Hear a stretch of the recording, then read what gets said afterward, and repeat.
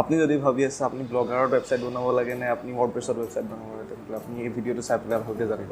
তো প্ৰশ্নটো হ'ল ব্লগাৰ ভাল নে WordPress ভাল ৱেলকাম টু ফিউচাৰিষ্টিক আছাম আজি আমি আলোচনা কৰিম ব্লগাৰ ভাৰ্চেছ WordPress কোনটোত আমি নিজৰ ব্লগ ক্ৰিয়েট কৰিলে আমাৰ বেছি লাভ এই প্ৰশ্নটো 100% আপোনাৰ মনত আহিছে চাগে যদি আপুনি এটা ব্লগ ৱেবছাইট বনাব বিচাৰিছে মোক মোৰ বন্ধু দুজন মানে ইতিমধ্যে সুধিছে কোনটো ভাল হ'ব ব্লগাৰ ভাল হ'ব নে WordPress ভাল হ'ব গতিকে মই মোৰ বন্ধুজনৰ কাৰণে আৰু আপোনালোকৰ কাৰণে এই ভিডিঅ'টো বনাই আছোঁ মই ইয়াত দুইটাৰে ব্লগাৰ আৰু WordPress-ৰ এডভান্টেজ আৰু ডিছএডভান্টেজ গোটেইখিনি আপোনাক ভালকৈ ক'ম তাৰপিছত আপুনি ডিচিশ্যন ল'ব কোনটো আপোনাৰ কাৰণে ভাল হ'ব গতিকে ভিডিঅ'টো যদি ভাল লাগে আপুনি প্লিজ ছাবস্ক্ৰাইব বাটনটো ক্লিক কৰিব আৰু বেল আইকনটো ক্লিক কৰিব আহক আমি ফাৰ্ষ্টত ব্লগাৰৰ যোনটো এডভান্টেজ সেইটোৰ বিষয়ে আলোচনা কৰিম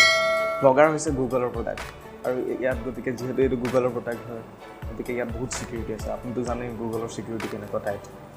গতিকে ব্লগাৰত কি হয় ব্লগাৰে গুগলৰ ছাৰ্ভাৰত ৰান কৰে নিজৰ ৱেবছাইটখনত গতিকে ইয়াত বহুত টাইট ছিকিউৰিটি আছে ইমান ইজিলি এইটো পচিবল নহয় শেষত আৰু ছেকেণ্ড এডভান্টেজটো হ'ল ইয়াত হোল লাইফ ব্লগাৰে আপোনাক ফ্ৰী হোষ্টিং দিয়ে হয় আপুনি জাষ্ট এটা ডমেইন কিনিব এখন ডমেইন এটা .com ডমেইন এটা আপুনি 900ত পাই যাব বা .in কিনিলে আপুনি 800ত 750 মানত পাই যাব থাৰ্ড এডভান্টেজটো হৈছে ব্লগাৰ এটা ৱেবছাইট বনোৱা বা ব্লগ ক্ৰিয়েট কৰা একদম ইজি বা গুগলে একদম ধুনীয়াকৈ একদম ইজি ইণ্টাৰফেচত এইটো বনাই থৈছে আপুনি যদি বিগিনাৰ হয় ফাৰ্ষ্ট আপুনি ইয়াত ৱেবছাইট বনাব বিচাৰিছে একদম ইজিলি আপুনি ইয়াত বনাই ল'ব পাৰে আপোনাৰ নিজৰ ৱেবছাইট নিজৰ ব্লগ এটা একদম সোনকালে ইজিলি বনাব পাৰে আপুনি এটা কাম কৰিব পাৰে যদি আপুনি কিবা প্ৰব্লেম পায় তেন্তে ইউটিউবত চাৰ্চ কৰি চাব পাৰে ব্লগাৰত কেনেকৈ ৱেবছাইট বনাব লাগে গতিকে তাত আপুনি চাই ল'লে একদম ইজিলি অলপ ব্ৰেইন ইউজ কৰিলে আপুনি ৱেবছাইট এটা বনাই ল'ব পাৰিব ব্লগাৰত এতিয়া আহক আমি ডিছএডভান্টেজবিলাকৰ কথা আলোচনা কৰোঁ ইয়াৰ চবতকৈ ডাঙৰ ডিছএডভান্টেজ হৈছে ইয়াত আপুনি একদম লিমিটত কিছুমান থিম পায় ইয়াত বহুত বেছি ইয়াত আপুনি থিম চিম নাপায় নিজৰ ৱেবছাইট আপুনি ডিজাইন কৰিব নোৱাৰে বৰ ধুনীয়াকৈ যদি ডিজাইন কাষ্টমাইজ কৰিব বিচাৰিছে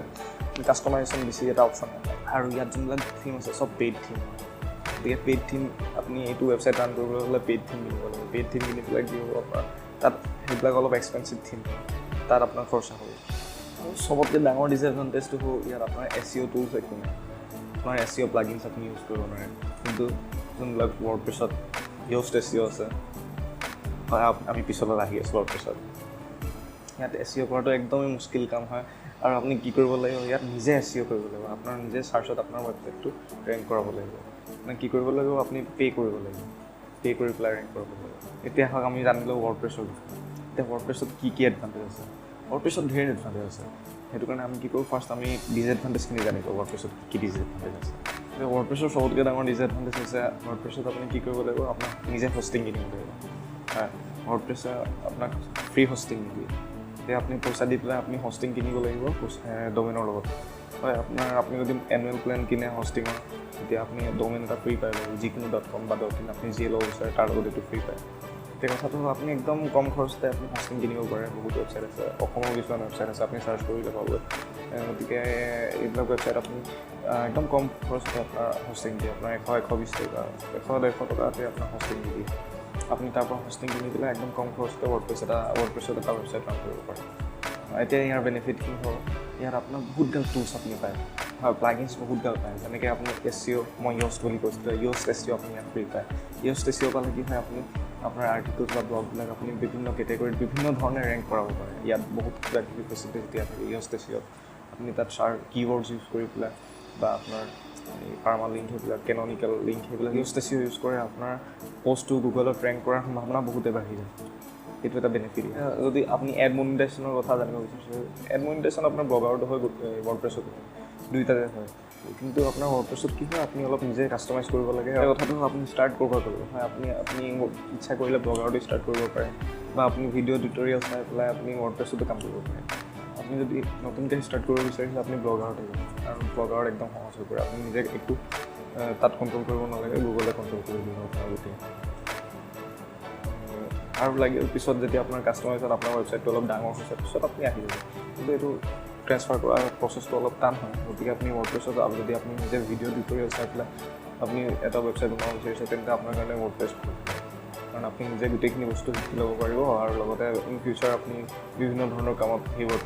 ৱেবছাইট আপুনি ইউজ কৰিব পাৰিব মানে ধৰক তাত পে'মেণ্ট বটন এড কৰিব পাৰে আপুনি বা আপুনি তাত শ্বপিং ছাইট হিচাপে আপুনি ট্ৰেন্সফাৰ কৰি ল'ব পাৰে WordPress-ত হেৰি কৰিলে ই-কমাৰ্চৰ দ্বাৰা আৰু এনেকুৱা বহুত ধৰণৰ অপশ্যন আপুনি WordPress-ত পাব কিন্তু এইখিনি ফেচিলিটি আপুনি ব্লগাৰত কেতিয়াও নাপায় আৰু ব্লগাৰত আপোনাৰ প্ৰতিটো বস্তু আপোনাক কিনি ল'ব লাগে সেইটো এটা এক্সট্ৰা খৰচ থাকে আৰু এটা কথা ইয়াত ইম্পৰ্টেণ্ট হৈছে আপুনি WordPress-ত আপুনি আপোনাৰ সকলো বস্তু ট্ৰেন্সফাৰ কৰিব পাৰে যেনেকৈ আপুনি আপোনাৰ ফাইলছ ট্ৰেন্সফাৰ হওক মানে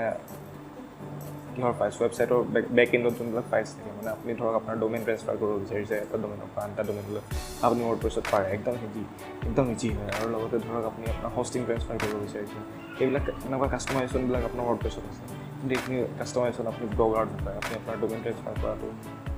বা ডোমেইনৰ ডাটাবিলাক ট্ৰেন্সফাৰ কৰাটো সেইটো আপুনি ব্লগাৰত নাপায় এতিয়া ভিডিঅ' দুটা কম্পেয়াৰ কৰিলে এইটোৱে আমি গম পাইছোঁ যে WordPress আৰু ব্লগাৰ দুইটাই ভাল হয় কিন্তু ইয়াত কি হয় WordPress-ত আপুনি অলপ চিকিউৰিটি কম পায় কিন্তু কাষ্টমাইজেশ্যন বহুত পায় চিকিউৰিটি মানে এনেকুৱা নহয় যে বেয়া চিকিউৰিটি আপুনি হোষ্টিং য'ৰ পৰা কিনিছে সেইটো আপুনি তাৰ লাইচেঞ্চটো চেক কৰিলে আপুনি গম পাব আপোনাৰ কিমান GB ৰেম কিমান GB ষ্ট'ৰেজ আৰু লগতে আপুনি SSL চাৰ্টিফিকেট কিনি ল'ব লাগে কিনি লৈছে আপুনি গোটেইখিনি আপুনি চিকিউৰিটি পাই যাব কিন্তু আৰু এটা কথা হ'ল ব্লগাৰত কি হয় আপুনি কাষ্টমাইজেশ্যন একো নাপায় ইন ফিউচাৰ যদি আপুনি আপোনাৰ ৱেবছাইটটো ডাঙৰ কৰিব বিচাৰিছে বা বেলেগ ধৰণৰ কিবাকিবি ব্লগ বাদে আৰু বেলেগ কিবাকিবি এড কৰিব বিচাৰিছে তেন্তে এইবিলাক কাষ্টমাইজেশ্যন আপুনি কেতিয়াও নাপায় ব্লগাৰত কিন্তু দুইটাই ভাল দুইটাই সমানে ভাল আপুনি যদি অকল ব্লগ কৰিব বিচাৰিছে তেন্তে আপুনি ব্লগাৰতে যাওক কিন্তু আপুনি ব্লগৰ বাহিৰে যদি আৰু বেলেগ কিবাকিবি আপোনাৰ চিন্তা মাথাত আহিছে তেন্তে আপুনি নিশ্চয় WordPress চিলেক্ট কৰাটো হওক বেটাৰ বুলি ভাবোঁ আৰু কি হয় WordPress-ত আপোনাক এডভান্স টুলছ বহুত গাল দিয়ে এইটোৱে আপোনাৰ কি হয় ৱেবছাইটটো বহুত ধৰণৰ কাষ্টমাইজেশ্যন দিয়ে আৰু ৰেংক কৰাত সহায় কৰে আৰু WordPress-ৰ বেনিফিটটো হ'ল আপুনি WordPress-ত বহুত টকা ইনকাম কৰিব পাৰে যেনেকৈ আপুনি প্ৰডাক্টছ তাত লঞ্চ কৰি পেলাই এডভাৰটাইজ দেখুৱাই পেলাই ব্লগাৰতো আপুনি এডভাৰটাইজ দেখুৱাব পাৰে কিন্তু তাত প্ৰডাক্ট লঞ্চ কৰি আৰু এতিয়া এইটো আপোনাৰ ওপৰতে নিৰ্ভৰ কৰে আপুনি কি বিচাৰে গতিকে আপুনি আপোনাৰ ডিচিশ্যনটো লওক আৰু প্লিজ ভিডিঅ'টোত এটা কমেণ্ট কৰিব আৰু প্লিজ আমাৰ চেনেলটো ছাবস্ক্ৰাইব কৰিব